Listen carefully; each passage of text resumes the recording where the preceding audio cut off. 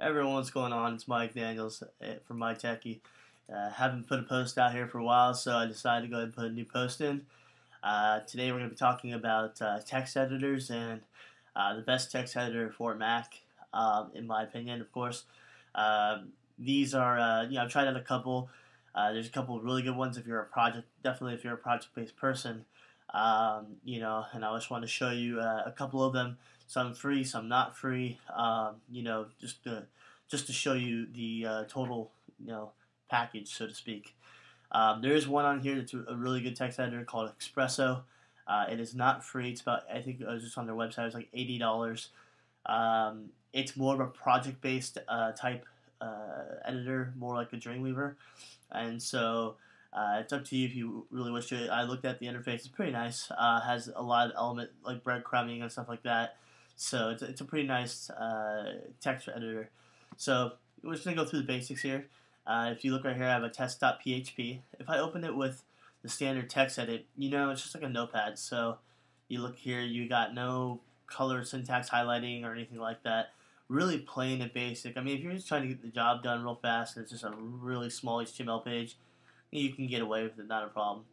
But we're going to go ahead and close that out. And I'm going to show you the ones that I prefer. My main one that I prefer the most that allows you to keep your file structure, do whatever you want because it's nothing but a text editor and does a really good job is TextMate. TextMate is about, I think, $40. It's not expensive at all. You go to the bar one night, you spend that easily. So if you look here, I'm writing in 3 different languages here for a reason. So you see at the very first, I have my PHP block. And in that PHP block, I initialize one of the methods of echo. I put in my string, close the line, do the same thing again. And you can see that it recognizes that, this is a variable and this is a method. So they're the same color because that's just how it does it.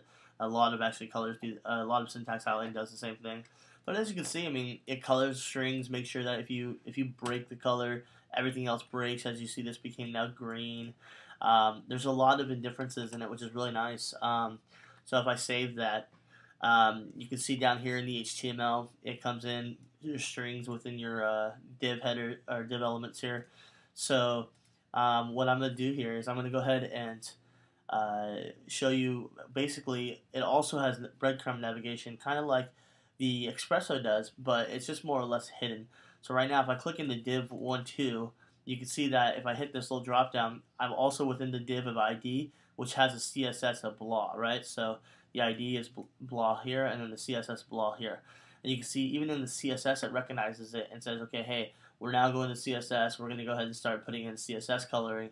So you can type in, the beautiful thing about it is you can type in multiple languages, and the file and the text editor will understand, hey, I need to color it this way, I need to color it this way, so on and so forth, and keep it going.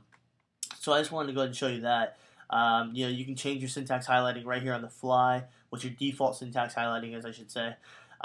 You can also change your tab size based on the document. So if you're working on a project or a team, and your team says, okay, we're gonna start tabbing at 2 now, not instead of 4, which is a pretty big standard for 4. Then you can just change it right here on the fly, 2, 4. Or if you have a weird team, you can even go other. So, and put whatever you want for the spacing. So here you can see you have the line numbers. You have collapsible columns. It's a pretty thing that's becoming standard nowadays. By default, line is not on there. So if you want to know real fast, if you go to View, Gutter, and you choose line numbers. Okay. So that's how you put your line numbers on there. By default, it's not on there. Why? I don't know. It's a pretty standard thing to have. So we're going to minimize that. You notice that we did change the document and saved it. So if I pull up, we're going to go to TextWrangler, which is a free application. Now, the thing I don't like about TextWrangler is that the syntax highlighting messes up quite a bit. So right now, everything looks decent. You can see the new var here. But then you can see right here, it messes up right after I finish the first PHP block. Because by default, it's looking for HTML text right now.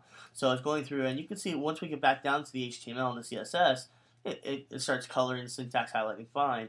The only problem with it is that it does not give you that overall feel of how you're doing. The nice thing about this is that it does have a document getter, which you can actually initialize on TextMate. So if I come back here, it's just going to want more than one file when you drag it in, that's all. So if we come here, let me go ahead and open up something like right here, and we'll bring in like a, copy this. We'll throw it on the desktop here. So if I drag more than one file at one time, so if I paste that in, where to go? We'll do, where the hell, there it is. So if I take both of these and drag them to the TextMate, you'll notice that it opens up that gutter right here. See this? So when you open up that gutter, now you can go ahead and do whatever you want.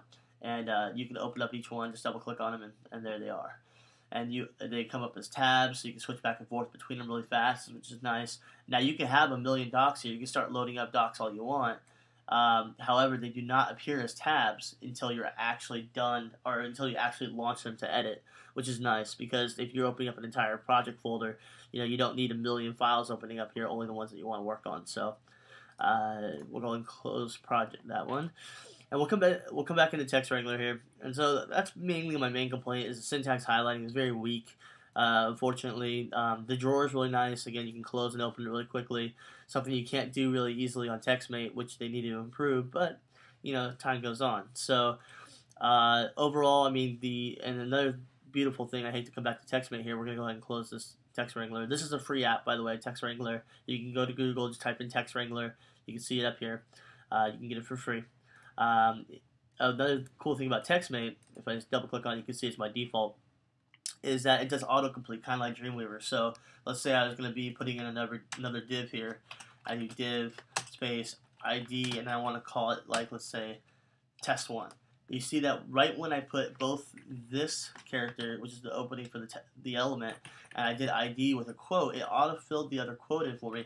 So I can just start typing in my ID name here, and then I can, of course, save it. So that's another feature that Dreamweaver does. So we're going to go into Dreamweaver now. And Dreamweaver, I have to say, as you can see, notice that the file got edited. It says you want to reload it. I'm going to say yes. I have to say Dreamweaver by far has one of the most intensive and best syntax highlightings that I have come across. It has cache problems every once in a while where you'll have to close re-up the file for it to basically view correctly. But I mean, it allows you to do CSS styles right within the file itself.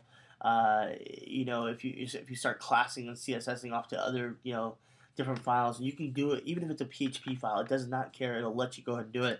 Right now, there's no properties at display. So if I come in here, you'll notice that if I start going into other files and start CSSing into other files, it'll start bringing those files into my library, and I can start picking from there, and it's really nice. So that's one thing I really like about it. Now, no, not everyone can afford Dreamweaver. Dreamweaver is a pricey application itself. I believe itself it's like $200, and if you buy the suite, it's something like $800 and something bucks. But it's definitely a well worth application. If you have it, use it. I only use it mainly for big projects. So if I'm coming in and I know a job's going to be a huge content website, and I'm going to have to be editing multiple PHP files, multiple HTML files, this is something I would use. Other than that, in all honesty, TextMate takes over. In my opinion, it will provide the best editing experience for you while you're editing and on your Mac. And I hope you have a great one. And this will conclude the video today. And I hope to be posting more as time comes. Thank you and have a good day. Bye-bye.